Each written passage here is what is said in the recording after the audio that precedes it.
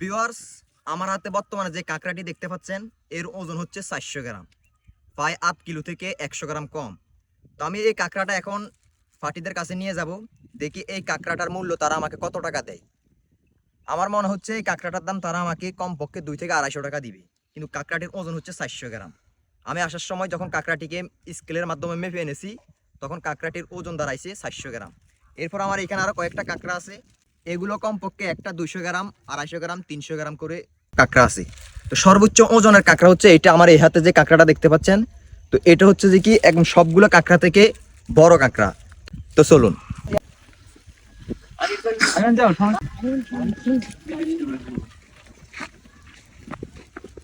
আমার জীবনে প্রথম এত বড় কাঁকড়া দেখছি।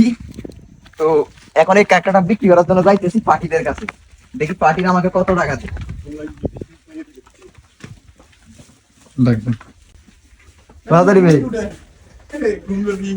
মুরব্বি, আসসালামু আলাইকুম।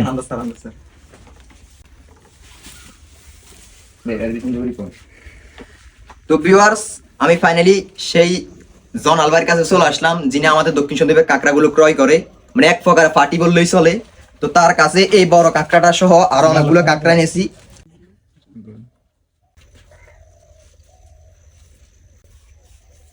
আমার জীবনে আমি প্রথমে এত বড় কাঁকড়া দেখছি, আর জীবনে আমি এরকম বড় কাঁকড়া দেখিনি, তাও আমার নিজের হাতে ধরে। এবং কাঁকড়াটা আমি বাঁধছিলাম, কিন্তু যে রশি দিয়ে বাঁধছি ওই রশি এগুলো এলাও না এখানে।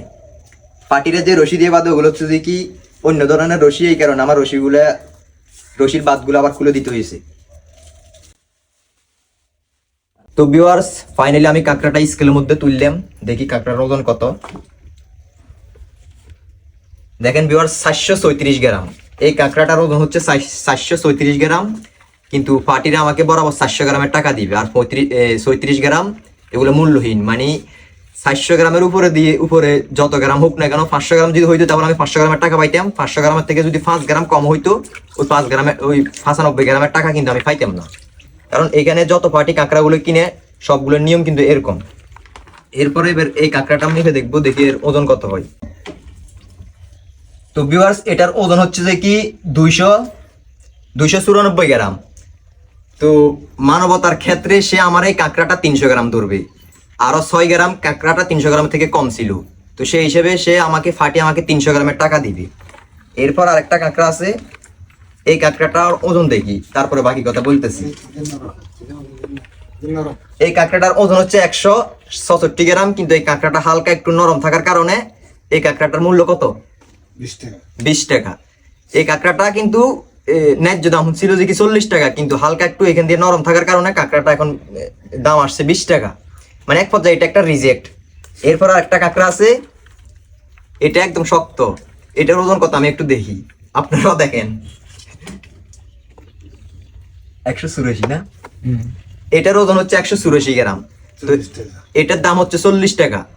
বাকি যে বেশি 84 গ্রাম ছিল, ওই 84 গ্রাম মূল্যহীন, মানে ওই 84 গ্রামের টাকা আমরা পাবো না। যদি 200 গ্রামের বেশি হইতো তাহলে 80 টাকা পাইতাম এই কাঁকড়াটার দাম। টোটাল এখানে 60টা কাঁকড়া, এই 60টা কাঁকড়া বিক্রি করি আর আমি কত টাকা পাবো সবকিছু ডিটেলস আপনাদেরকে একটু পরে বলে দিতেছি। যেটা 400 গ্রাম ওটার দাম কত দিবেন? ওটার দাম হলো 220 টাকা। 220 টাকা। ভিউয়ার্স, যেটা 400 গ্রাম ওটার দাম আসছে 220 টাকা, মানে 100 গ্রাম 40 টাকা করিয়ে 400 গ্রামের দাম 220 টাকা। 300 গ্রাম 150 টাকা। এরপরে যেটা 300 গ্রাম এটার দাম হচ্ছে 150 টাকা। 100 গ্রাম 40 টাকা। এরপরে যেটা 100 গ্রাম হয়েছে এটার দাম হচ্ছে যে কি 40 টাকা। আর আরেকটা 100 গ্রাম হয়েছে যে ওটা রিজেক্ট, ওটার দাম আসছে 20 টাকা।